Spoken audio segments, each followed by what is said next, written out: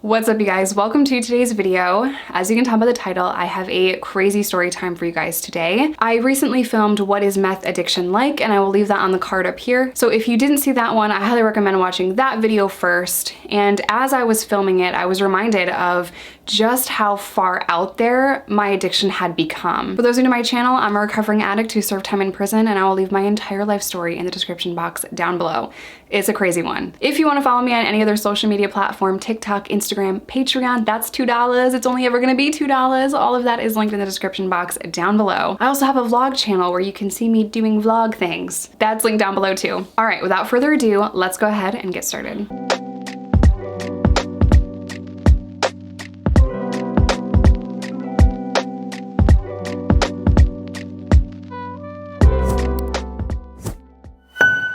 Okay, so I am 9 years sober. I just celebrated my 9th year, and that sounds crazy. Next year, I will officially have more sober time than getting high time. I used for 10 years, so everything after 10, so 10 years in one day means more sober time than getting high time. I don't know if that made any sense. In my head, it made sense, and then it came out and it sounded super weird. My addiction got really bad, and over the course of almost 10 years, it just progressively got worse and worse and worse. In order to pay for my drug habit, I was a drug dealer. Now, at the end of my addiction to methamphetamine, I had lost touch with reality. I was very, very sick. I weighed like 90 pounds. I wasn't drinking water. I wasn't eating. I wasn't sleeping.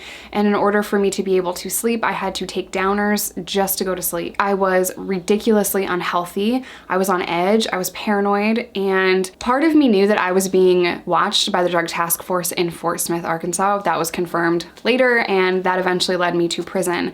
I knew that I was being watched, but then this other side of me is like, oh my God, you're just being paranoid. Everything's fine. Don't even worry about it. Just keep moving from place to place. So I had this idea that I would get a trap house, stay there for 1 month, and then get another trap house. A trap house, for those of you that don't know, is just a house. It's typically empty with the occasional lawn chair or just random things. It's a house that you would sell drugs out of. It wasn't a house that you lived in or that you had in your name. In a 1 month time period, I had 3 separate trap houses, and one of them was super, super creepy. One of them was an apartment.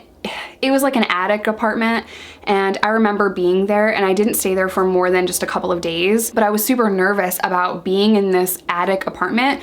For some reason, it just creeped me out. It was a full apartment, but it had like low ceilings and like the creepy attic walls, and I didn't like it at all, and I felt super weird there. I just had like a really bad energy there, and I don't even know if that makes sense. I just didn't feel comfortable there for whatever reason. It was just a very creepy, very weird place. You know, I paid whatever it cost at the time to stay there for 1 month. You know, my first month's rent, I paid that, and I didn't end up staying there because it was super weird. Then I found another trap house, and it was in a little building that had about 4 or 5 apartments, and it was kind of in a row, like a really small motel would look like, but there was only 4 or 5 apartments there, and a couple of the people that were living there and were residents didn't speak English. One spoke only Laos and the other Spanish, and they didn't speak English at all. Not that I ever heard. So I didn't communicate with them often. My addiction was so bad that I wasn't really turning a profit at the end of the day because I was using so much,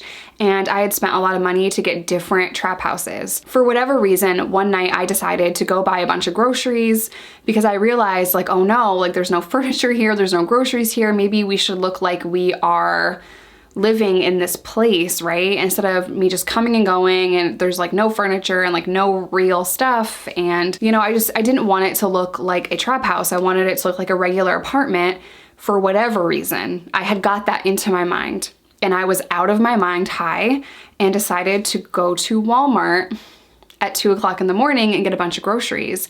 Except I was never gonna eat those groceries because I was using, for those of you that don't know, every single chemical is different. You know, people respond differently to different chemicals, and while I was using meth, I had like no appetite, 0. I was around other people that could eat and function and be like, you know, regular.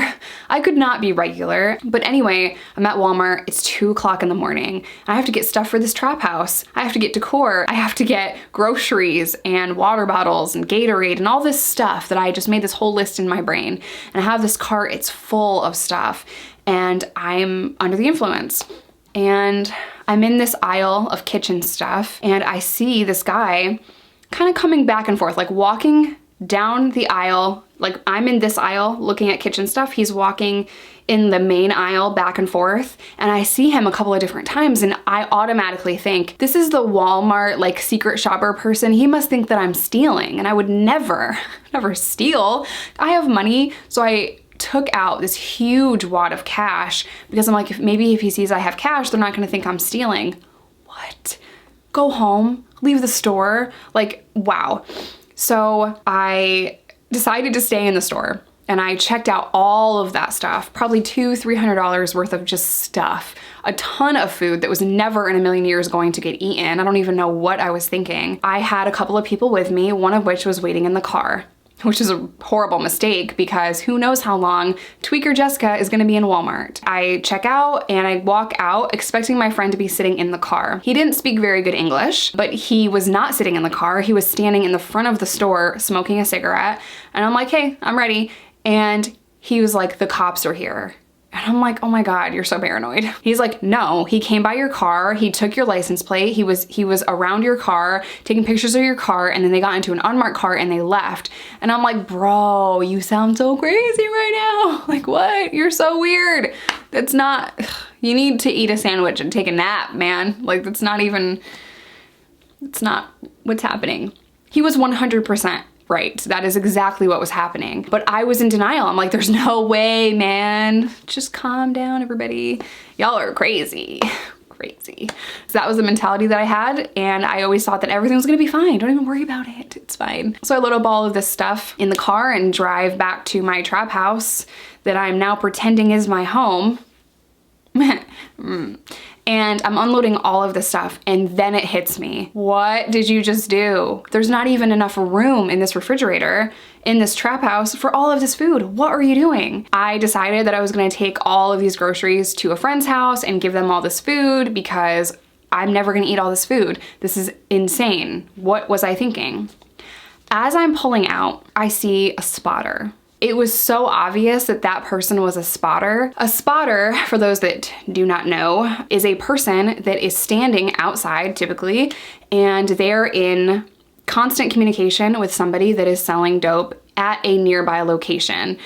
Now, it's very obvious because they're just standing there, you know, talking on a phone typically, and they'll be there for a few hours. That is to make sure that there are no cops on the block, there's no one watching them, and if there are cops around, or if something seems off, or if there's cars that are not usually there, they report that to the person that is selling in a trap house nearby. I saw that and I became increasingly more nervous because maybe I'm in someone else's territory, you know, and it just keeps grinding in my head.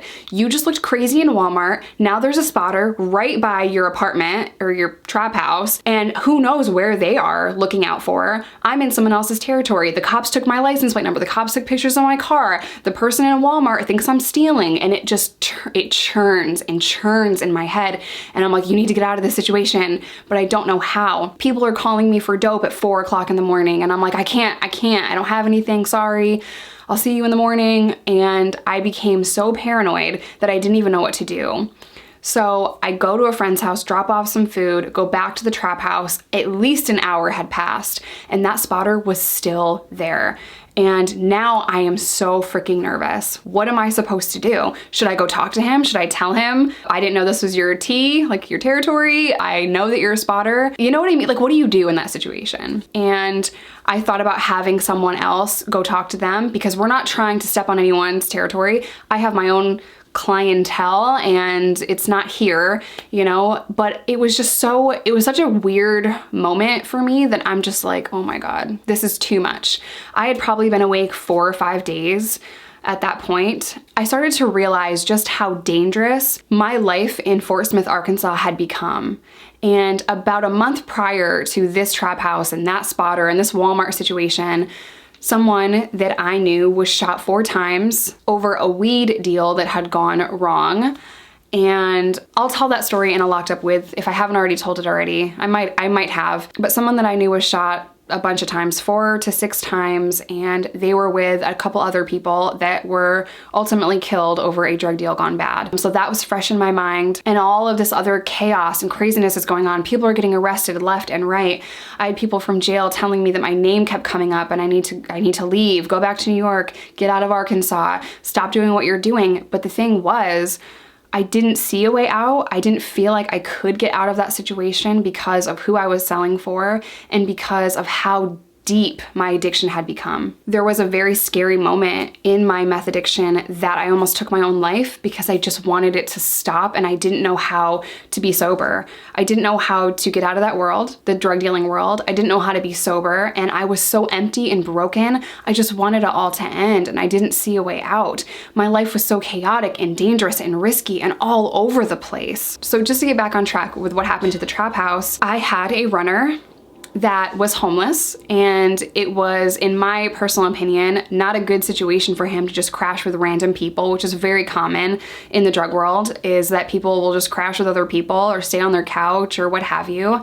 So I let him stay at this trap house, and I just said, be careful. There's spotters for some trap house close by, so just don't piss anyone off, keep it low. And, you know, don't come and go a million times. Don't have mad people over. Just be careful. You know, don't let anyone know what you're up to is basically what I told him. And he ended up getting arrested like a month or so after that. So it was very customary in my experience that if someone is selling or working with you, that you bond them out of jail. And I did bond him out of jail, but I bonded him out of jail 2 days too late because he did snitch on me. And I say that with a smile because that's something that I took really seriously in my old life. And I would never personally snitch because I broke the law. I deserved that prison sentence, you know? But to know of all the people that were in my motion to discovery, it's just a sad reality, you know? And that's a hard lesson that I needed to learn.